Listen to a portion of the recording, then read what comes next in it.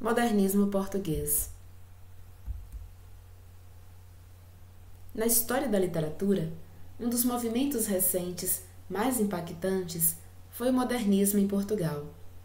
Na esteira das revoluções em curso no continente europeu, ele trouxe para a produção portuguesa um ponto de vista inovador e crítico das velhas tradições.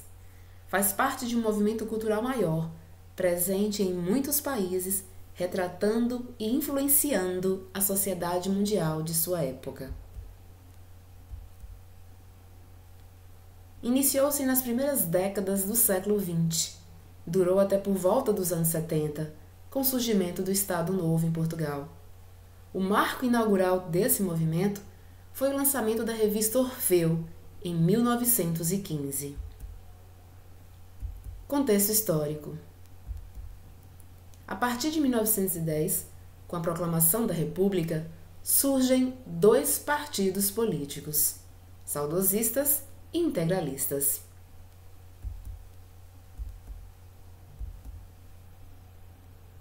Os saudosistas pretendiam resgatar os anos de glória vividos por Portugal. Invocavam o Império, o Sebastianismo e as grandes navegações. Publicaram também as revistas A Águia e Renascença. Já os integralistas propunham a inovação, o desenvolvimento crítico, enquanto um exaltava as grandes navegações, os tempos áureos de Portugal, o outro já queria um Portugal mais desenvolvido.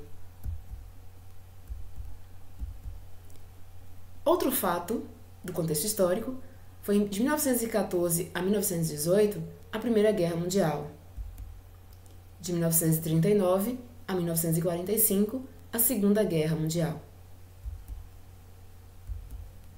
Outro fato marcante, o surgimento da teoria da relatividade de Einstein e a psicanálise de Freud, bem como transformações tecnológicas como eletricidade, telefone, avião, cinema.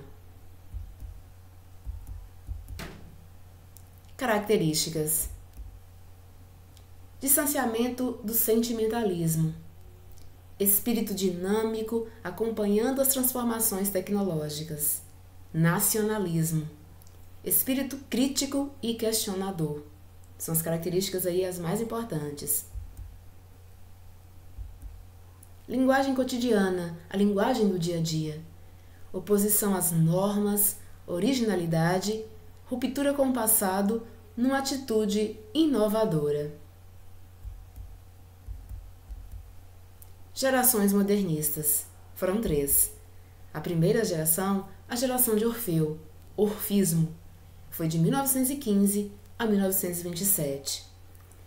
Durante essa primeira geração, houve a publicação da revista Orfeu, que teve apenas 2 edições, em março e junho de 1915. Os principais nomes: Fernando Pessoa, um dos maiores poetas da literatura portuguesa, Mário de Sá Carneiro e Almada Negreiros. O futurismo e o expressionismo, 2 vanguardas europeias, influenciaram os autores desse período. Os autores consideravam o conhecimento natural e espontâneo como ferramenta para a compreensão do mundo real. Tinham como objetivo apresentar uma poesia livre da métrica, das sílabas poéticas, e inserir a literatura portuguesa no contexto cultural europeu. Era o grande objetivo da primeira geração. Há um destaque para a poesia.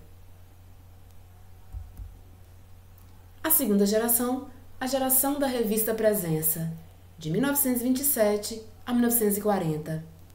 Durante esse período, houve a publicação da revista Presença, folha de arte e crítica, que alcançaria um total de 54 números publicados, enquanto a geração Orfeu apenas 2 exemplares.